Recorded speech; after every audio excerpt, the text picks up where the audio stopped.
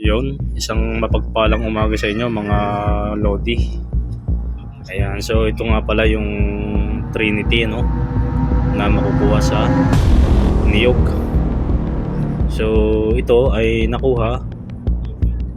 Usually kapag kumukuha tayo ng niyog ay bilog, no?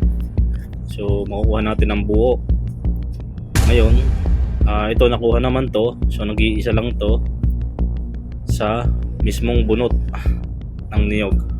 Wala po talaga siyang kasamang bao. So ito po talaga yung laman niya. So ang tawag po dito ay Trinity. Ayan. So napakagandang gamit po nito.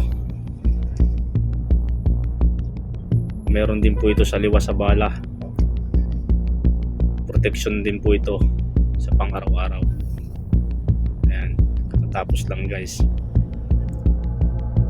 Trinity. Holy Trinity.